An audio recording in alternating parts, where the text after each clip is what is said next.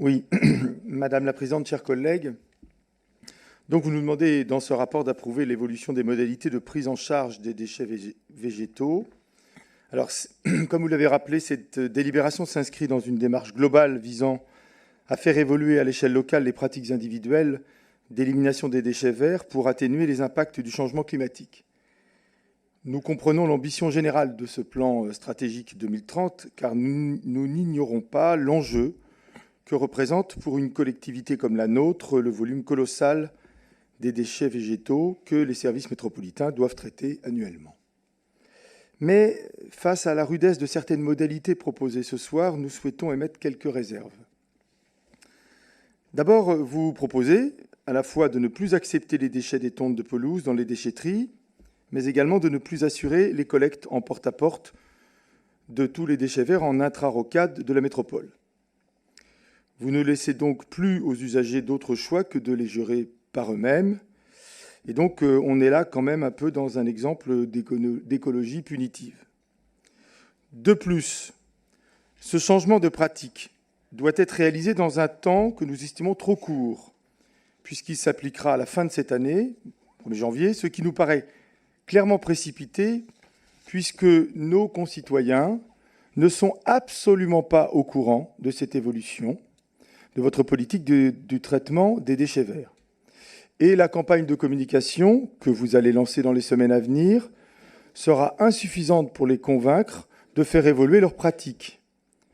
Ces changements demandent, à notre avis, du temps et de la pédagogie, et certainement pas de la précipitation. Pourquoi tant d'empressement ? Pourquoi ne pas avoir prévu, par exemple, une période d'expérimentation de ces mesures pour en évaluer leur efficacité ? Et puis ensuite, peut-être une généralisation. Enfin, certaines de vos solutions d'accompagnement des usagers nous laissent un peu dubitatifs.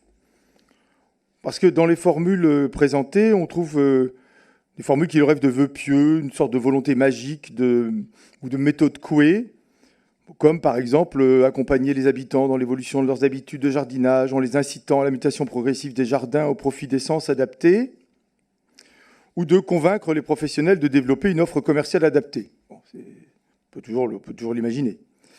Alors, d'autres mesures nous surprennent également un peu, car elles demandent aux usagers de se tourner vers le marché privé pour se doter à leurs frais du matériel adapté, et que vous avez évoqué, kit mulching ou autres broyeurs, ou pour s'offrir l'intervention de professionnels qui pourraient entretenir leur jardin. Vous confiez donc en quelque sorte une partie de la gestion des déchets verts au secteur privé. Pourtant, la métropole prélève une taxe d'ordures ménagères qui englobe le traitement des déchets verts.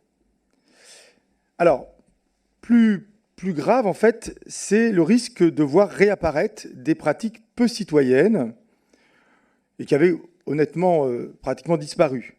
Les dépôts sauvages de déchets verts sur le domaine public, l'utilisation des bacs d'ordures ménagères pour évacuer les tontes des pelouses, ou pire, la destruction de ces déchets par le feu.